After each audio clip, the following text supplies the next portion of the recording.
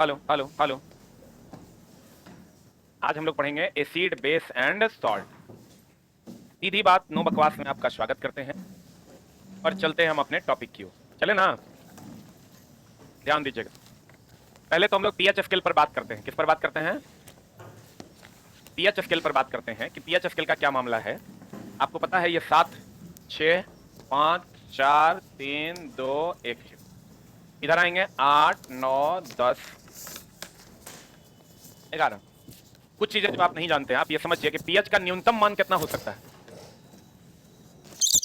नहीं, पीएच का न्यूनतम मान होगा 0। कितना होगा? और पीएच का अधिकतम मान जो होगा, वो होगा कितना? 14। बोलो हाँ। अगर 7 से इधर जाते हैं, अम्लीयता क्या होता है? अम्लीयता क्या होता है? बढ़ता। 7 से इधर जाते हैं तो क्षारीयता जो है क्या होता है? बढ़ता। अब ध्यान देना दोस्त मेरे, और ये जो 7 है ये उदासीन होता है। बोलिए हाँ।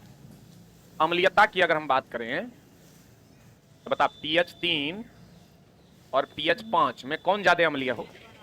जितना कम होगा उतना ज्यादा अम्लीय हो।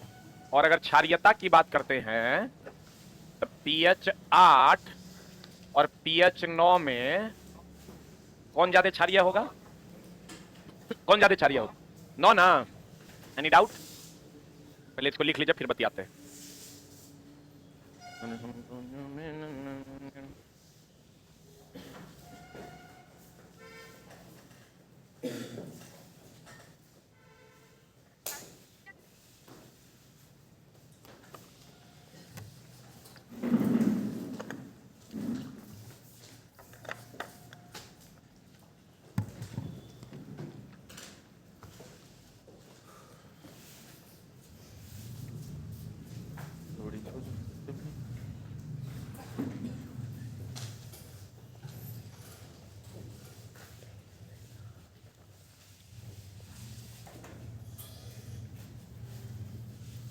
हो गया?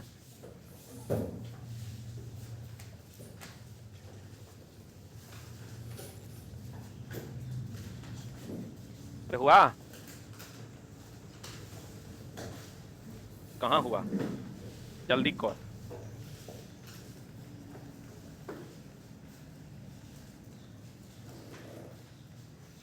अरे हुआ? अरे हुआ? अब एक बात बताइए, यानी पीएच मान जितना कम होगा उतना ज्यादा अम्लीय है, अब पीएच मान जितना ज्यादा होगा उतना ज्यादा क्षारीय। अब इस क्वेश्चन की ओर पढ़िए, इस क्वेश्चन का जवाब दीजिए। एनसीईआरटी का क्वेश्चन है, अम्ल तथा एक क्षार जलीय विलयन में कौन सा सत्य है? पीएच जितना उच्च होगा अम्लीयता उतना प्रबल होगा, कि पीएच जितना कम होगा अम्लीयता उतना ज्यादा होगा? पीएच जितना उच्च होगा अम्ल उतना दुर्बल होगा। सही है कि गलत? पीएच अगर कम तो अम्लीयता ज्यादा, पीएच अगर कम तो अम्लीयता ज्यादा, अब पीएच अगर ज्यादा तो अम्लीयता कम, यानी दुर्बल की प्रबल? दुर्बल। तो बताओ ये सही है कि गलत है? अब फिर कहता है पीएच का मान जितना कम होगा क्षारीयता उतना प्रबल होगा। पीएच जितना कम होगा क्षारीयता उतना प्रबल है कि दुर्बल है? 8 9 में कौन कम? 8। तो पीएच जितना कम है क्षारीयता उतनी कम ना है? बोले मैं नहीं करेगा। अब यहां ये भी गलत है, ये सही है, ये गलत है। अब पीएच जितना कम होगा क्षार उतना दुर्बल होगा। सही बात है? पीएच जितना कम होगा क्षार उतना दुर्बल की प्रबल। क्लियर है? आंसर इस एक लाइन का बात समझो, एग्जाम हॉल में नहीं पढ़ाना। एग्जाम हॉल में एक लाइन दिमाग में एडजस्ट रखना कि पीएच अम्लीयता के लिए उल्टा होता है। कम होगा तो ज्यादा पीएच, और ज्यादा होगा तो कम पीएच। क्षारीयता के लिए सीधा होता है, अम्लीयता के लिए उल्टा कि सीधा? अम्लीयता के लिए उल्टा, क्षारीयता के लिए क्या रे? सीधा। यानी ज्यादा तो ज्यादा या कम तक कम। अम्लीयता के लिए उल्टा, कम तो ज्यादा और ज्यादा तक कम। बोलो हाँ, जल्दी लिख। इतना पचड़ा याद नहीं रहेगा लेकिन इतना तो जरूर याद रखना। अम्लीयता के लिए क्या? उल्टा। क्षारीयता के लिए क्या? सीधा। पढ़े पढ़े हो? अम्लीयता के लिए उल्टा, क्षारीयता के लिए सीधा। पढ़े हो? एक अम्ल तथा एक क्षार के जलीय विलयन में कौन सा कथन सत्य? हम फिर से इस क्वेश्चन पर आते हैं। अम्लीयता के लिए उल्टा कि सीधा? क्षारीयता के लिए सीधा। तो पीएच जितना उच्च होगा अम्ल उतना प्रबल होगा। तो अम्ल के लिए तो उल्टा ना है? उल्टा इसका मतलब ये उच्च होगा तो ये निम्न होना चाहिए था, क्योंकि अम्लीयता है। अरे उल्टा होना चाहिए था, ये गलत है। पीएच जितना उच्च होगा अम्ल उतना दुर्बल होगा, तो अम्ल के लिए उल्टा होना चाहिए। आइयो है, ये सही है कि गलत है? अब पीएच जितना कम होगा, क्षार के लिए तो सीधा ना होता है, तो क्षारीयता उतना कम ना होना चाहिए। सीधा तभी ना होगा जब यहां भी कम होगा यहां भी कम होगा, क्योंकि क्षार है। ये सीधा है कि गलत है? अब पीएच जितना कम होगा क्षार के लिए सीधा होता है, क्षार उतना दुर्बल होगा, क्योंकि ये क्षार है, तो ये सही है। एग्जाम हॉल में दोस्त मेरे ये थ्योरी काम नहीं आएगा। काम क्या आएगा? अम्लीयता के लिए उल्टा, क्षारीयता के लिए सीधा। अम्लीयता के लिए पीएच कम, क्षार अम्ल प्रबल, पीएच ज्यादा अम्ल दुर्बल। क्षारीयता के लिए पीएच ज्यादा तो क्षार प्रबल, पीएच कम तो क्षार दुर्बल। कितने लोगों को समझ में आ गया? Raise your hand. पक्का वाला बात। हाँ, इससे पहले इसमें डाउट होता था कि नहीं?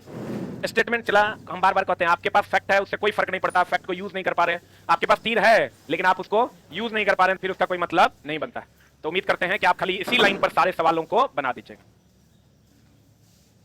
हाँ बताओ, अम्ल का गुण क्या है? क्षार का गुण क्या है? अम्ल। और क्या चला? अच्छा, एक टेबल हम आपको देते हैं, बढ़िया से याद रखिएगा। याद रखिएगा ना? हो स्वाद, खट्टा, तीखा, ठीक है, पीएच,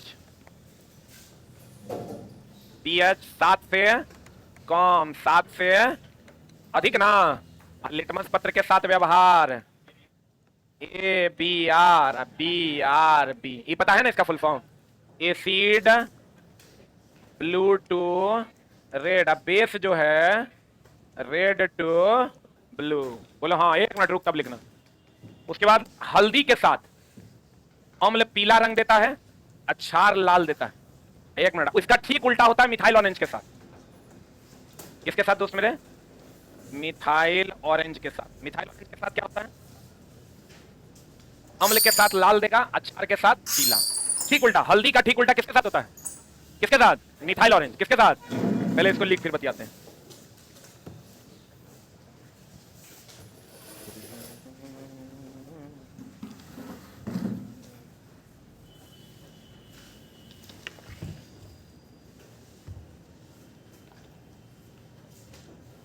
हो गया?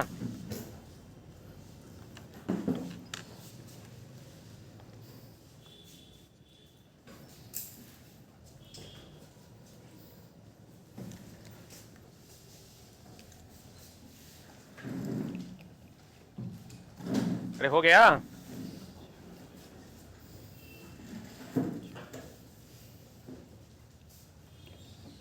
अरे हुआ?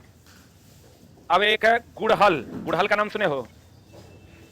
गुड़हल, गुड़हल का पुष्प आता है, हमारे यहां नहीं पाया जाता है। ये अम्ल के साथ देता है गहरा गुलाबी, क्षार के साथ देता है हरा। क्षार के साथ क्या देता है?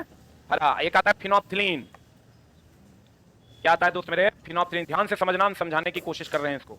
अम्ल के साथ ये रंगहीन देता है, क्षार के साथ क्या देता है? गुलाबी। इसमें चला बच्चा बड़ा कंफ्यूज करता है, सवाल सही तरीके से बना नहीं पाता है। जल्दी लिख।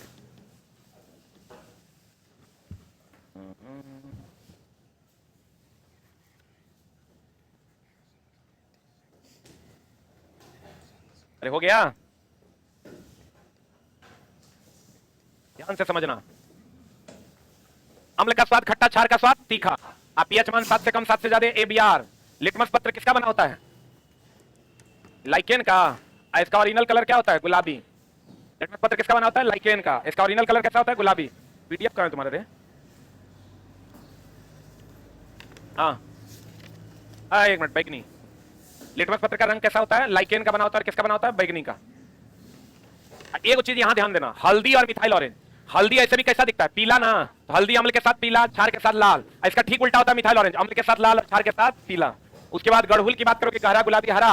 अब फिनोप्थिलीन जो है रंगीन, तो आपको कहेगा बताइए फिनोप्थिलीन किसका सूचक नहीं है? अम्ल का सूचक नहीं है। क्यों नहीं है? क्योंकि इसके साथ कोई रंग नहीं देता। क्लियर है? अरे बोलो।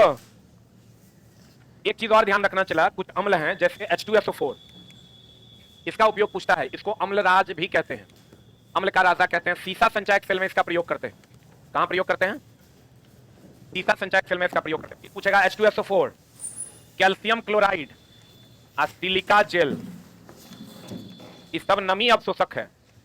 नमी अवशोषक है, ये सब नमी क्या है? अवशोषक है। H2SO4, calcium chloride, silica jail, ये सब नमी यानी डिहाइड्रेट कर देता है, H2O को अवशोषित कर लेता है। हो गया। H2SO4 calcium chloride silica gel इन नमी को अवशोषित करता है। अरे लिखे, अरे लिखे हो। अब देखिए, इसको मिटाएं, नीचे वाला को मिटाएं। अब देखो ध्यान से समझना, सांद्र HCl और सांद्र HNO3 ये जब अभिक्रिया करता है तो 3:1 में होता है। एकरा में 1 है तो कितना हो जाएगा 3, जगह में 3 है वो क्या हो जाएगा 1। अब यहां भी इसको भी चिला अम्लराज कहते हैं, इसको भी क्या कहते हैं अम्लराज। इंग्लिश में इसको कहते हैं एक्वारेसिया, इंग्लिश में इसको कहते हैं। रुक जा, रुक रुक रुक रुक रुक, हम क्या बताना चाह रहे हैं ध्यान से समझना। H2SO4 को अम्लों का राजा कहते हैं। ये अम्लराज का मतलब यहां हुआ अम्लों का राजा, जैसे चला सबका राजा, प्रधानमंत्री, राष्ट्रपति, किसी का नाम है राजा, दोनों में अंतर नहीं है। ध्यान से समझना, इसमें बच्चा बड़ा कंफ्यूज करता है और इसमें और भी कंफ्यूजन है। जैसे हम कहेंगे सबका राजा राष्ट्रपति द्रौपदी मुर्मू मैडम,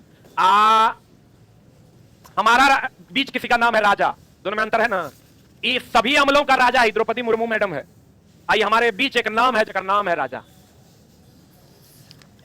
समझ में आ रहा है।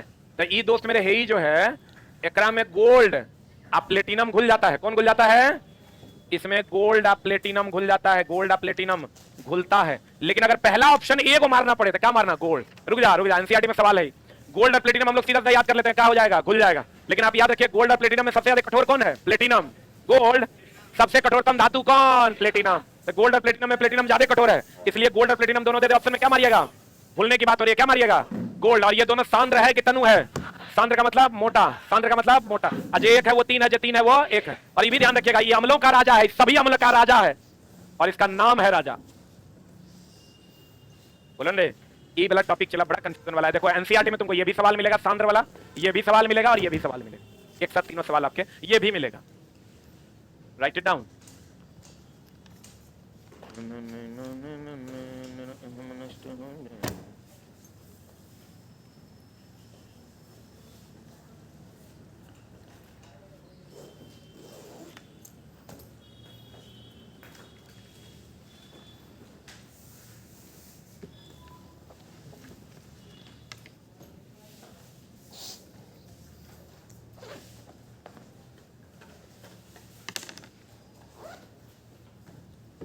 हो गया? Next point. एक बात बताइए, एक लाइन और बात करेंगे हम लोग अम्ल और क्षार के बारे में। अम्ल क्या देता है? H+ क्यों H-, ये तो पता है ना। ये क्या देगा?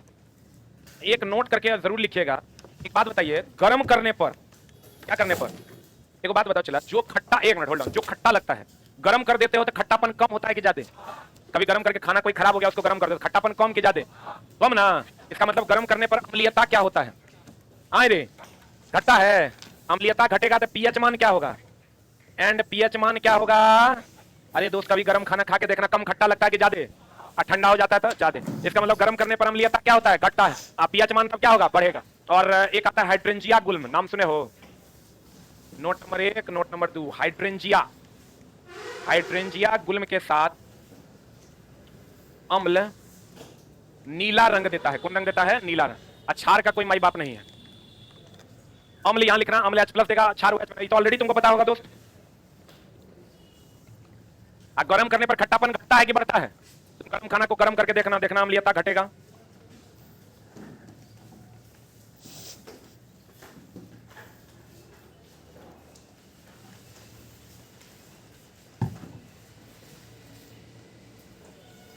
हो गया? ऊपर कर दें।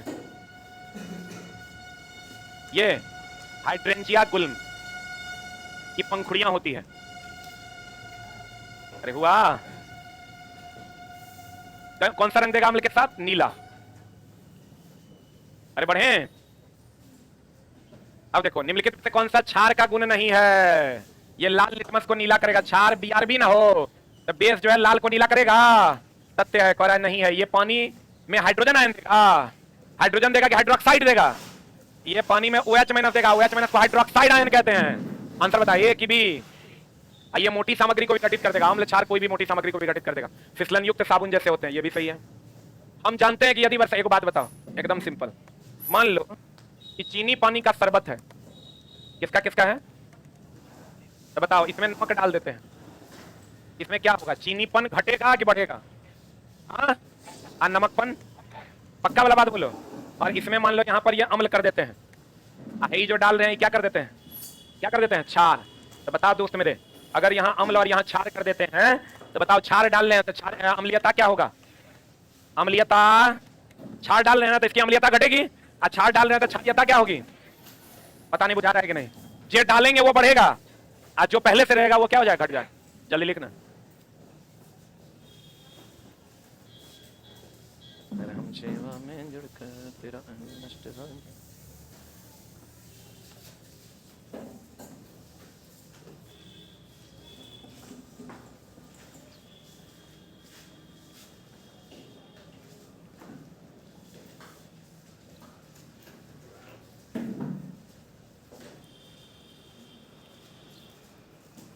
हो गया? जो डालेंगे वो घटेगा कि बढ़ेगा?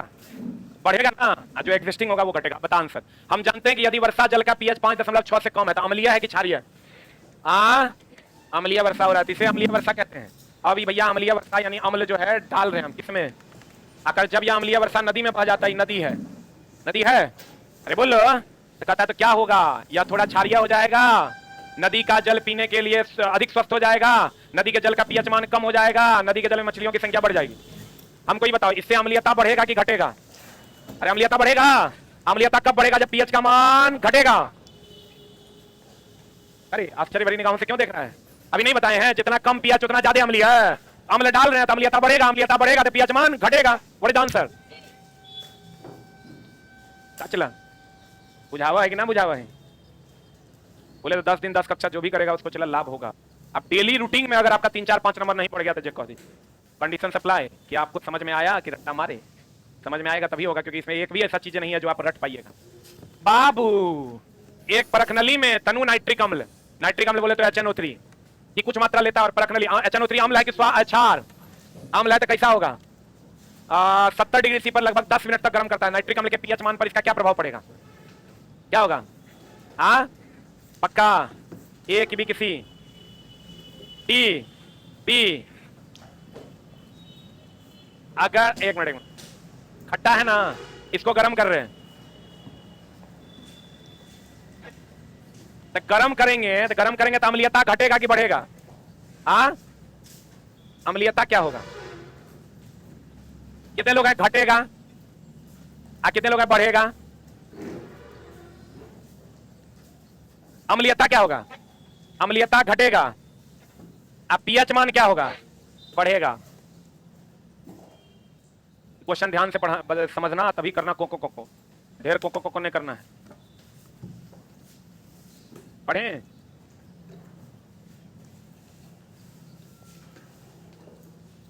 बता, हल्दी एक प्राकृतिक, हम बोले थे हल्दी के साथ, हल्दी अम्ल के साथ कैसा वितरण लिखा है? अम्ल के साथ कैसा? पीला। क्षार के साथ कैसा? लाल ना। आंसर बता। अम्ल के साथ पीला और क्षार के साथ लाल।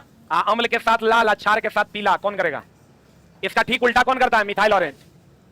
अगला, यदि मृदा के मृदु अम्ल के साथ उपचारित किया जाए और इस मिट्टी में हाइड्रेंजिया अम्ल ना है, इधर क्या अम्ल, इधर क्या अम्ल, यही ना है, हाइड्रेंजिया गुल्म का पंखुड़ी है, तो कैसा रंग देगा? नीला। लिखा दिया पीछे। धातुएं सामान्यतः अम्ल के साथ क्रिया करके लवण और हाइड्रोजन देता है। सही बात है। देखो, अम्ल क्षार के साथ अभिक्रिया करके क्या देता है? लवण और जल। लेकिन अगर अम्ल धातु के साथ अभिक्रिया करेगा तब क्या देगा? लवण प्लस हाइड्रोजन। हाँ, अब पढ़ो, धातुएं अम्ल के साथ क्रिया करके लवण और हाइड्रोजन देता है। एकदम सही बात है, अम्ल के साथ धातु अभिक्रिया करके लवण और हाइड्रोजन गैस देगा। निम्नलिखित में से कौन सी अम्ल धातुओं के में अभिक्रिया कर हाइड्रोजन गैस नहीं देता? HNO3। अपवाद है। ये जब अभिक्रिया करेगा, HNO3 जब धातु से अभिक्रिया करेगा तो अभिक्रिया नहीं करेगा, ये अपवाद है। लिखा।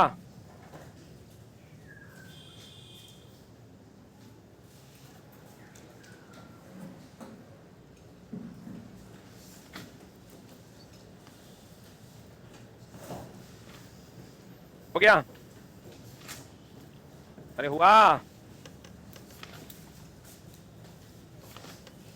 सर ब्रेकअप हो गया है, बाहर नहीं निकल पा रहा हूं। बाहर निकलने का तो जरूरत की है, पढ़ल रहो, गांजा ताजा शुरू करो, समझा? कहां तुम निकलने के फेर में हो? देखो कितना बढ़िया तो चीज है, यादों में खोए रहोगे।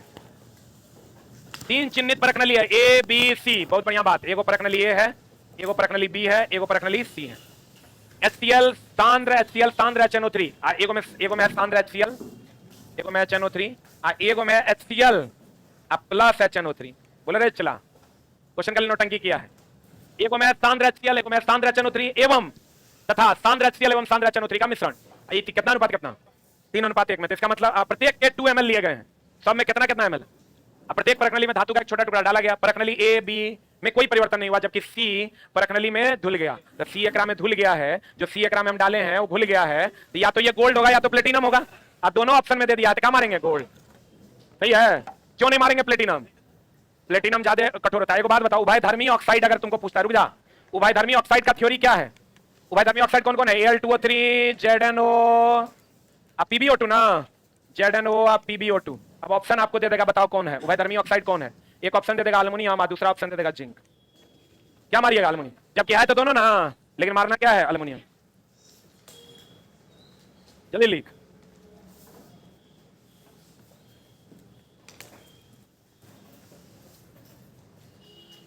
पढ़ियो रे, अरे पढ़ियो रे, ये लिखा कि ना, दोनों ऑप्शन में देगा अल्युमिनियम। एक आत्र दिन में हाइड्रोजन क्लोराइड, कौन गैस? HCl। गैस के विचरण के दौरान गैस को सामान्यतः कैल्शियम क्लोराइड युक्त रक्षित नली, कौन क्लोराइड? कैल्शियम क्लोराइड से गुजारा जाता है। रक्षित नली के लिए कैल्शियम क्लोराइड का कार्य क्या है? बताए थे तुमको, बताओ जल्दी से। H2SO4, कैल्शियम क्लोराइड और सिलिका जेल। ये क्या है? नमी अवशोषक है। ये दोनों का ट्रांसफार्मर में यूज होता है। नमी अवशोषक है। क्या है ये? बता आंसर क्या होगा? C4 कैट हो जाएगा आंसर। शुरू में लिख दिए थे, हम बार बार कहते हैं दोस्त मेरे, पहले सेकंड थोड़ी है। कल आपका लास्ट क्लास होगा, tomorrow is the last class. आप चला सभी बच्चे एक चीज का हमेशा ध्यान रखिएगा, प्रीवियस ईयर को जब आप पलटिएगा तो आपको 60% क्वेश्चन फ्रॉम फिजिक्स मिलेगा रेलवे में, लगभग 35% क्वेश्चन फ्रॉम केमिस्ट्री, इसी में थोड़ा बहुत कम ज्यादा होता है, और 10 से 15% क्वेश्चन फ्रॉम बायो। लेकिन बायो भी इंपॉर्टेंट होगा, क्योंकि एक आध नंबर कभी कभार गड़बड़ा देता है। बायो ऐसा सब्जेक्ट है चलाना कि एक बार जो क्वेश्चन को आप बना लीजिएगा, दोबारा उसको देखने की आवश्यकता बहुत कम पड़ेगी। अब गाजर में विटामिन ए होता है, पढ़ने की जरूरत है। पोलियो वायरल डिजीज है, एड्स वायरस से फैलता है। ये सब दोस्त मेरे बहुत ज्यादा पढ़ने की आवश्यकता नहीं है। जो आपका मेन पेपर है रेलवे के लिए वो है फिजिक्स एंड केमिस्ट्री। अगला बता, and the next one is, हमारे शरीर में एनसीईआरटी का क्वेश्चन है, हम सबको बताते हैं। बताओ आंसर क्या होगा इसका? ये 2 किडनी है, किडनी से कौन? मूत्र नली। ये दोस्त मेरे किडनी हो गया, ये क्या हो गया? जिसकी संख्या कितनी है? 2। इसको कहते हैं मूत्र नली, या मूत्र नली की संख्या भी कितनी है? 2। इसको कहते हैं क्या? मूत्राशय। मूत्राशय की संख्या 1। ये तो सबको पता है, ये वो होता है मूत्रमार्ग। मूत्रमार्ग को क्या कहते हैं दोस्त मेरे? मूत्रमार्ग कई गो है? एगो। अपने अपने हिसाब से लिख लो जल्दी। अब यहां पर चला क्वेश्चन फंसता है, जल्दी लिख पहले तब बताते हैं। अरे लिखा नहीं? लिखा? आपको क्वेश्चन पूछता है कौन सा ऐसा रास्ता है जिससे स्पर्म और मूत्र दोनों निकलता है? मूत्रमार्ग की मूत्रनली? कौन? मूत्रमार्ग। आंसर बता क्या होगा? वृक्क, तब मूत्रनली, फिर मूत्राशय, फिर मूत्रमार्ग। मूत्रमार्ग ही हो गया आपका पेनिस। ये क्वेश्चन चला अधिकतर पूछता है किससे दोनों साथ में निकलता है? क्या करेंगे? मूत्रमार्ग। किससे? मूत्रमार्ग से कि मूत्रनली से? मूत्रनली से केवल और केवल क्या निकलता है? मूत्र। अगला, मानव वृक्क के कार्य से संबंधित निम्न तत्वों पर विचार। वृक्क बोले तो कौन? किडनी। वृक्क बोले तो किडनी की सूक्ष्मतम इकाई को क्या कहते हैं? नेफ्रॉन। क्या कहते हैं? नेफ्रॉन। अब बताओ क्या कहता है? वृक्क में उत्सर्ग अपनयन के पश्चात स्वच्छ रक्त वृक्कीय धमनी से वापस जाता है। सही बात की गलत बात? एकदम सही बात है।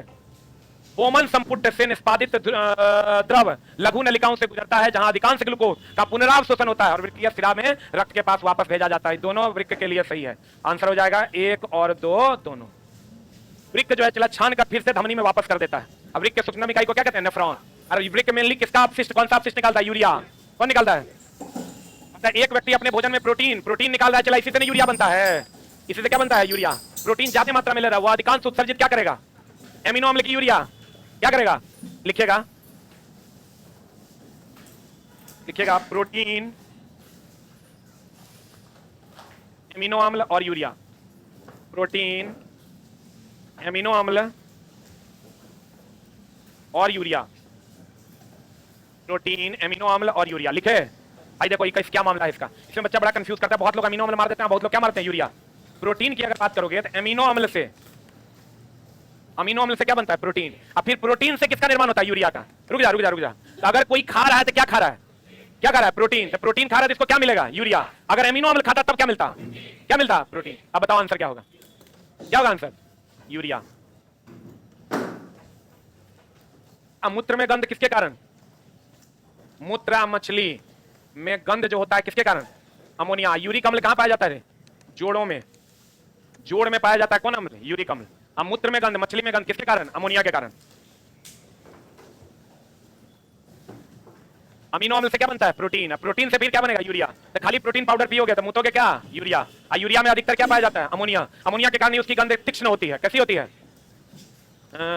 अगला, मानव वृक्क में वृक्काणु नेफ्रॉन के नलिकानुमा भाग द्वारा आरंभिक निस्यंट या निस्पंदन आप कह सकते हैं से इनमें से किन पदार्थों का चयनात्मक पुनः अवशोषण कर लिया जाता है। देखो चला, जहां जहां लवण होगा ना, लवण का अवशोषण लिख लेना। वृक्क लवण का अवशोषण नहीं करता है, वृक्क लवण का अवशोषण नहीं करता है। वृक्क लवण का अवशोषण करता है कि नहीं करता है, वृक्क लवण का अवशोषण नहीं करता, बाकी सभी चीजों का करता है। लवण और लवक में अंतर है। लवण बनता है जब अम्ल क्षार से अभिक्रिया करेगा तब क्या बनेगा, लवण और जल। अम्ल क्षार से अभिक्रिया करेगा क्या बनेगा, लवण और जल। लवक की अगर बात करोगे ना तो लवक कितने प्रकार के, कौन कौन।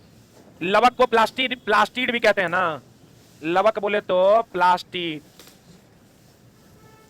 बता, एक होता है क्रोमो, एक होता है ल्यूकोप्लास्ट और दूसरा होता है क्लोरोप्लास्ट। नाम सुने हो, क्रोमोप्लास्ट किसके लिए, रंग के लिए। रात में भी आया था क्वेश्चन। ल्यूकोप्लास्ट भोजन संग्रह के लिए, क्लोरोप्लास्ट भोजन निर्माण के लिए। जल्दी लिख, निर्माण के लिए। क्रोमो रंग के लिए, ल्यूको याद ना रहना चला, क्रोम का मतलब भी रंग होता है। क्लोरोप्लास्ट तो सबको पता है प्रकाश संश्लेषण में, तो प्रकाश संश्लेषण में इसका मतलब ये भोजन निर्माण की संग्रह, निर्माण। ल्यूकोप्लास्ट भोजन संग्रह, क्रोमोप्लास्ट किसके लिए, रंग के लिए। अब बताओ चला, चाहे पुनः अवशोषण किडनी किसका कर लेता है, जहां जहां लवण है वहां वहां नहीं होगा। तो आंसर बता क्या होगा, ए की बी सी, जल्दी बता।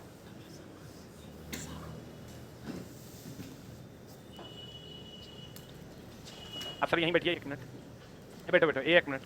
अब चला, इसके आधार पे जब आप आंसर मारिएगा तो आप क्या मारिएगा, क्या मारिएगा, सी। लेकिन ध्यान दीजिएगा, इसका आंसर जो है सी नहीं होगा। ग्लूकोज दिया है, जल दिया, देखो कॉमन है, ग्लूकोज जल। एमिनो अम्ल दिया है, और यहां लवण और प्रोटीन दिया है। लवण और क्या दिया है, तो चला प्रोटीन को तो छान के अलग कर देता है, उसी से तो यूरिया बनता है। अभी तुरंत तो तुरंत बताए हैं, प्रोटीन से ही क्या बनता है, यूरिया। तो यहां पर चूंकि लवण की थोड़ी सी मात्रा अवशोषित हो जाती है, इसलिए ये आंसर नहीं होकर के आंसर क्या हो जाएगा, बी। ये दोनों इसलिए छटेगा क्योंकि लवण है, और ये दोनों में ये इसलिए छट जाएगा क्योंकि प्रोटीन तो निकल कर बाहर आ जाता है, यूरिया बन जाता है। बुलंदे, इसका सही आंसर क्या हो जाएगा, बी फॉर बॉल। लवण की कुछ मात्रा अवशोषित होती है। यहां अगर प्रोटीन नहीं होता तब तो यही आंसर हो जाता। एग्जैक्ट आंसर इसका होना चाहिए था प्रोटीन, जल और एमिनो अम्ल। क्या होना चाहिए था, प्रोटीन, जल, एमिनो अम्ल। देखो यहाँ जल तो है, यहाँ ग्लूकोज दे दिया है, यहाँ भी ग्लूकोज दे दिया है, और यहाँ आंसर एक्चुअल में होना चाहिए ग्लूकोज, जल और अमीनो अम्ल। यहाँ देखो ग्लूकोज दिया है, बसा दे दिया है, यहाँ ग्लूकोज दिया है, जल दिया है, एमिनो अम्ल क्या दे दिया, प्रोटीन। इसका एग्जैक्ट आंसर क्या होना चाहिए, ग्लूकोज, जल और क्या, अमीनो अम्ल। इसका एग्जैक्ट आंसर होना चाहिए। आंसर क्या हो जाएगा, ए की बी किसी, बी फॉर बॉल। अब बताओ प्रोटीन से क्या बनता है, यूरिया। अब प्रोटीन खुद किससे बनता है, एमिनो अम्ल से। किससे बनता है, अब मूत्र मार्ग और मूत्र नली में अंतर है। मूत्र नली एगो कि दूगो, अरे चुट्टा देखो अभी तुरंत पढ़ाए हैं। मूत्र नली काय गो, दूगो। मूत्र मार्ग काय गो, स्पर्म और मूत्र दोनों कहां से निकलता है, मूत्र मार्ग। एक में तो कंफ्यूजन है, क्लियर है। कल हम लोगों का सबका लास्ट क्लास होगा, ठीक है। Thank you very much.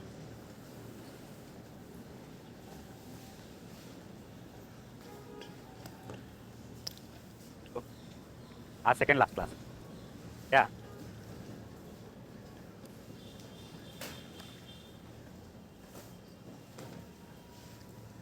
बैठ जाओ और 2 चैप्टर आज खत्म हो जाएगा। कितना चैप्टर, 2। डाटा इंटरप्रिटेशन चलेगा ना।